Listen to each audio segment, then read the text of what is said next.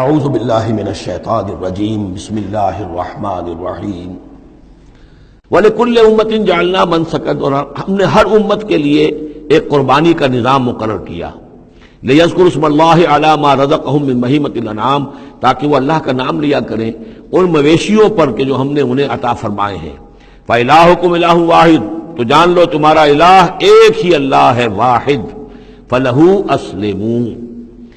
اس کے سامنے سر تسلیم خم کرو، اس کی اطاعت قبول کرو۔ یعنی یہ ایسا نہ ہو کہ بس قربانی تو ہو رہی ہے، باقی سب حرام خوریاں ہو رہی ہیں، 10-10 ہزار 20-20 ہزار کا جانور لے کر اور اس کے فوٹو کھنچوا کر اخبارات میں شائع کیے جا رہے ہیں، ہے سارا حرام خوری کا نتیجہ۔ تو یہ تو کوئی قربانی نہیں ہے، یہ اللہ تعالیٰ کے ہاں قبول نہیں ہے، چاہے وہ 1 لاکھ کا جانور ہو لیکن ہو اسلام کے ساتھ۔ فَلَهُ أَسْلِمُوا، اس کی اطاعت تو قبول کرو، اس کے حلال اور حرام کے پابند تو ہو، اس کے حرام کردہ چیزوں میں منہ نہ مارو۔ وَبَشِّرِ الْمُخْبِتِينَ، اور اے نبی بشارت دے دیجئے مخبتین کو، اخبات کہتے ہیں جو اپنے آپ کو پست کر لیں اللہ کے سامنے، تواضع اور عاجزی اختیار کرنے والے۔ الَّذِينَ إِذَا ذُكِرَ اللَّهُ وَجِلَتْ قُلُوبُهُمْ، یہ جو سورہ انفال کے شروع میں الفاظ آئے تھے اس سے ملتے جلتے الفاظ ہیں۔ وہ کون لوگ ہیں؟ وہ لوگ مخبتین کہ جب اللہ کا ذکر کیا جائے تو ان کے دل لرز اٹھتے ہیں، کانپ اٹھتے ہیں۔ وَالصَّابِرِينَ عَلَىٰ مَا أَصَابَهُمْ، اور جو بھی کوئی تکلیف ان پر آئے، کوئی مصیبت آئے، کوئی ناگوار صورتحال درپیش ہو جائے تو اس پر صبر کرنے والے۔ والمقیم الصلاۃ، اور نماز کے قائم کرنے والے۔ ومما رزقناہم ينفقون، اور جو کچھ ہم نے ان کو دیا ہے اس میں سے ہمارے لیے خرچ کرنے والے، ہماری رضا جوئی کے لیے، ہمارے دین کے لیے یا محتاجوں کے لیے انفاق کرنے والے۔ اللہم ربنا اجعلنا منہم والبدن جعلناها لکم من شعائر اللہ، اور یہ جو قربانی کے جانور خاص طور پر اونٹ ہیں، ان کو ہم نے تمہارے لیے ان کو بھی شاعر بنا دیا، یہ بھی اللہ کے شاعر میں سے ہیں، اس لیے کہ یہ اونٹ جو ہے ابھی اللہ کے نام پر قربان کیے جا رہے ہیں۔ لکم فیہا خیر، تمہارے لیے ان میں خیر ہے، بھلائی ہے۔ ظاہر بات ہے کہ ان کا بھی گوشت تم کھا سکو گے اور غریبوں کو کھلا سکو گے، لیکن یہ کہ ہے وہ شاعر اللہ، اس لیے کہ وہ نامزد ہو چکے ہیں بیت اللہ کے لیے، اللہ کے لیے کہ یہ قربانی کے جانور ہے کہ جن کو قربان کیا جانا ہے بیت اللہ کے قریب۔ فاذکروا اسم اللہ علیہا صواف، تو ان پر نام لیا کرو اللہ کا، ان کو کھڑا کر کے سیدھا، صواف صفے باندھ کر، قطار باندھ کر۔ یہ جو نقشہ ہے یہ خاص طور پر جو حجۃ الوداع میں حضور نے جو قربانی دی ہے تو 63 آپ نے اونٹ اپنے ہاتھ سے نہر فرمائے، کل 100، یہ 63 آپ نے اپنے ہاتھ سے نہر فرمائے۔ اور یہ آتا ہے روایات کے اندر، اب یہ چونکہ معاملہ حضور کا ہے اور اس میں ہمیں کسی شک و شبے کی گنجائش نہیں ہے کہ اب کھڑے ہوئے ہیں قطار میں، اور ایک اب نہر کرنے کا طریقہ بھی ہوتا ہے، برچھا مارا جاتا ہے اونٹ کی یہاں گردن میں، اس کو گرا کر ذبح کرنا آسان کام نہیں ہے، کھڑے ہوئے اونٹ کو برچھا لگایا جاتا ہے، یہاں اس کی جو بڑی وینز ہے خون کا فوارہ چھوٹتا ہے، جب خون بہت زیادہ بہہ جاتا ہے پھر وہ گرتا ہے ایک طرف، ایک پہلو کے اوپر، تو پھر اس کا معاملہ جو ذبح کرنے کا ہوتا ہے۔ تو حضور جیسے برچھا مارتے تھے اور اس کے بعد پھر اگلا اونٹ اپنی گردن خود آگے کرتا تھا۔ نہ شبد نصیب دشمن کے شبد ہلاک تیغت، سر دوستاں سلامت کی تو خنجر آزمائی، گویا کہ ان کے لیے خود ایک اعزاز اللہ نے شعور دیا ہے۔ وہ تو جو ایک سوکھی ہوئی لکڑی تھی جس کا سہارا لے کر حضور صلی اللہ علیہ وسلم وہ آپ خطبہ دیا کرتے تھے جمعے کا، پھر جب ممبر بنا دیا گیا اب وہ اس لکڑی جو ہے اس کا آپ سہارا نہیں لے رہے۔ تو پہلا دن جب تھا کہ آپ نے اس کا سہارا نہیں لیا اور آپ ممبر پر کھڑے ہو کر آپ نے جب خطبہ دیا ہے تو اس سوکھی لکڑی میں سے ایسی آواز آ رہی تھی جیسے کوئی بچہ بلک بلک کر رو رہا ہو کہ میری یہ سعادت آج ختم ہو گئی ہے، مجھے جو سعادت نصیب تھی کہ محمد الرسول اللہ صلی اللہ علیہ وسلم میرا سہارا لیا کرتے تھے، مجھ پر ٹیک لگایا کرتے تھے، یہ مجھ سے جاتی رہی فضیلت، بلک بلک کر رو رہا ہے۔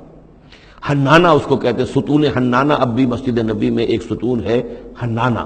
حنین کہتے ہی اس کو ہے کہ جس میں رقت ہو، بچہ رو رہا ہو، بلک رہا ہو تو یہ حنین ہے، تو حنانہ ہے وہ۔ اور اس کے لیے یہ نوٹ کر دیجیے، کہا ہے مولانا روم نے، فلسفی کو منکر حنانہ است، از حواس انبیاء بیگانہ است۔ پہلے فلسفی ہوتے تھے، آج سائنسدان جو انکار کرے گا کیسے ہو سکتا ہے سوکھی لکڑی میں سے بچوں سے رونے کی آواز آئے، کیسے مان لیں گے ہم؟ سر سید کیسے مانیں گے اس کو؟ نہیں مانیں گے کبھی بھی۔ تو فلسفی یا سائنسدان کو منکر حنانہ است، کہ وہ حنانہ کا انکار کرتا ہے، از حواس انبیاء بیگانہ است، اس لیے کہ انبیاء کے معاملات کو وہ جانتا نہیں ہے، وہ عام لوگوں پر قیاس کر رہا ہے۔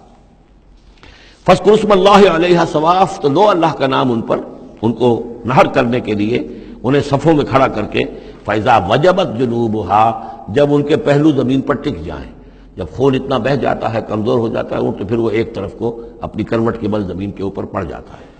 فَكُلُوا مِنْهَا، تو اب کھاؤ اس میں سے اس کے گوشت کو، وَأَطْعِمُوا الْقَانِعَ وَالْمُعْتَرَ، اور کھلاؤ اس کو بھی جو قناعت کے ساتھ بیٹھا ہوا ہے، مانگتا نہیں پھر رہا ہے، سائل نہیں ہے، اس کے پاس کچھ نہیں ہے لیکن وہ مانگتا نہیں پھرتا، قانع، اور معتر جو بے قرار ہو گیا ہے، آتا ہے، سوال کر رہا ہے، مانگ رہا ہے، گوشت مانگ رہا ہے، اس کو بھی دو، اس کو بھی دو۔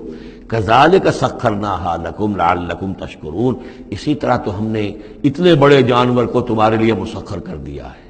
اونٹ جیسے جانور کو، اور وہ کھڑا ہوتا ہے تم بچھا مارتے اس کو، سخرناها لکم لعلکم تشکرون، تاکہ تم اللہ کا شکر ادا کرو۔ لن ینال اللہ لحومها ولا دماؤها، اب یہ ہے اصل شے، اللہ تک نہ ان کے گوشت پہنچتے ہیں نہ خون پہنچتا ہے، ولکن ینالہ التقوی منکم، ہاں اگر پہنچتا ہے اس تک تو تقوی اگر ہے تمہارے اندر تو اللہ تک پہنچ جائے گا۔ یعنی یہ کہ ایک یہ رسومات ہے، ظاہری شکل ہے، ظاہری شکل اصل دین نہیں ہے، اگرچہ اس کے بغیر بھی تو حقیقت جو ہے وہ کسی نہ کسی حیول ہی میں ظاہر ہوگی، کوئی نہ کوئی اسے پیکر چاہیے۔ تو ان عبادات کا پیکر بھی اہم ہے، لیکن صرف پیکر کو نہ سمجھیں، ظاہر کو نہ سمجھیں، اصل شے اس کی روح ہے، روح تقویٰ۔ وہ جو علامہ اقبال نے کہا ہے کہ رہ گئی رسم اذاں روح بلالی نہ رہی، فلسفہ رہ گیا تلقین غزالی نہ رہی، اور نماز و روزہ و قربانی و حج یہ سب باقی ہیں، تو باقی نہیں ہے۔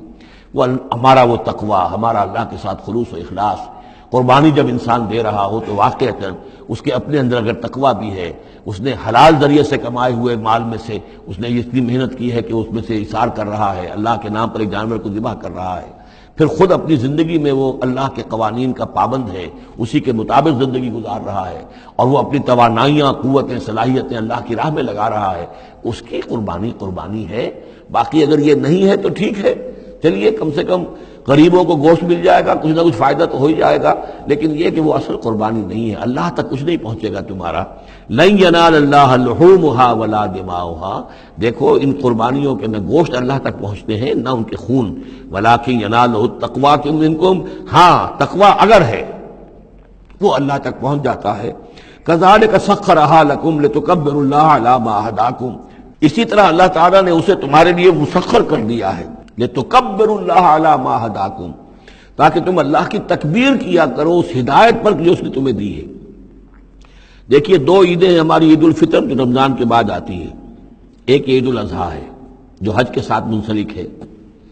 وہاں بھی ہم نے رمضان مبارک کے بارے میں جو آیات آئی ہیں سورہ بقرہ کے 23 رکوع میں، وہاں بھی لتکبروا اللہ علی ما ھداکم ولعلکم تشکرون۔ شہر رمضان الذی انزل فیہ القرآن ھدی للناس وبینات من الھدی والفرقان فمن شہد منکم الشہر فلیصمہ ومن کان مریضا او علی سفر فعدۃ من ایام اخر یرید اللہ بکم الیسر ولا یرید بکم العسر ولتکملوا العدۃ ولتکبروا اللہ علی ما ھداکم ولعلکم تشکرون، وہی الفاظ یہاں ہیں،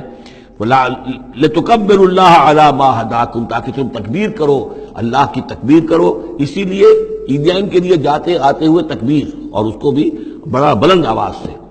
جاتے آتے راستہ بدلنا، پھر نماز جو دوگانہ ہے عید کی اس میں اضافی تکبیرات ہیں، لتکبروا اللہ علی ما ھداکم ولعلکم تشکرون پر تو وہ آیت ختم ہوئی ہے، وبشر المحسنین، اور اے نبی ان لوگوں کو آپ بشارت دے دیجئے جو اسلام اور ایمان اور تقوی کی منزلیں طے کرتے ہوئے درجہ احسان تک پہنچنے کی کوشش کرتے ہیں اور پہنچ جاتے ہیں۔ اللہم ربنا اجعلنا منہم، اللہم ربنا اجعلنا منہم، صدق اللہ العظیم۔